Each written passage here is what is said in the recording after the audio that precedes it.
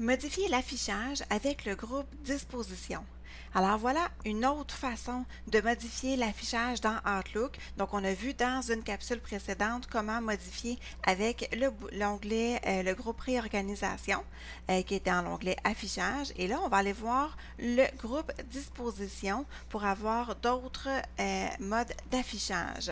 Alors on peut utiliser les boutons du groupe Disposition pour modifier la vue du volet des dossiers, du volet de lecture ou de la barre des tâches.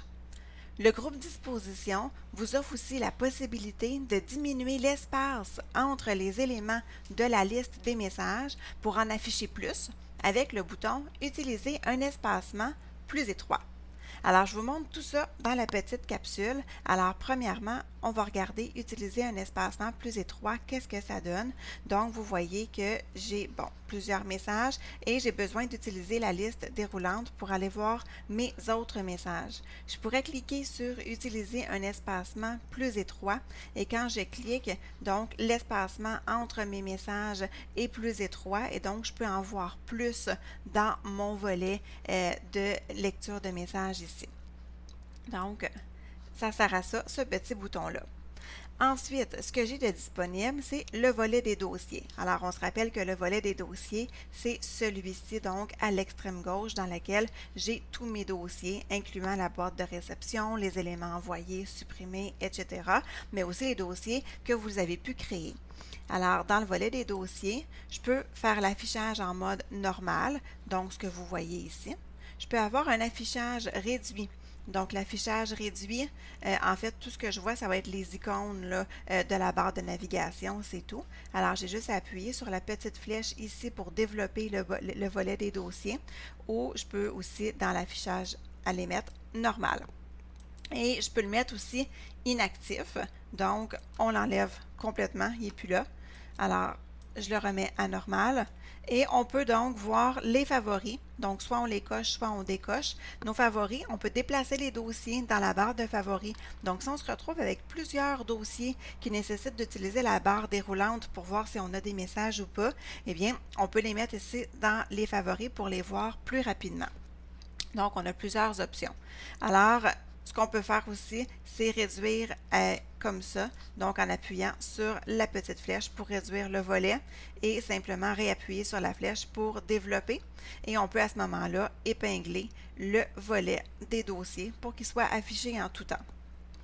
Le volet lecture maintenant, donc mon volet de lecture qui est ici. Alors, je peux l'avoir donc à droite, je peux l'avoir en bas, donc juste ici en bas comme ça. Je peux avoir aussi l'option qui soit inactif. Donc, je ne vois pas le volet de lecture et ce que je dois faire pour pouvoir lire mon courriel, c'est évidemment double-cliquer pour que le message complet apparaisse. Ce qui nous amène des options supplémentaires. Donc, une fois que j'ai mis le volet de lecture inactif, ce que je peux faire, c'est aller aussi faire afficher la barre des tâches. Donc, dans la barre des tâches, ce que je peux faire, c'est que je peux faire afficher, par exemple, le calendrier à ma droite. Donc, je pourrais voir qu'est-ce que j'ai rapidement. Donc, au lieu d'avoir, par exemple, mon affichage Outlook aujourd'hui, quand j'ouvre Outlook, mais je pourrais avoir cette vue-là, donc cet affichage-là, et de voir toujours mon calendrier avec ce qui s'en vient pour les prochains jours. Je peux avoir aussi un affichage de mes contacts, donc je pourrais avoir les contacts ici dans le bas. Je pourrais avoir mes tâches aussi, donc on pourrait faire tout ajouter ça comme ça. Donc c'est une vue différente de Outlook aujourd'hui qu'on peut afficher tout simplement. Donc je vais les enlever comme ça.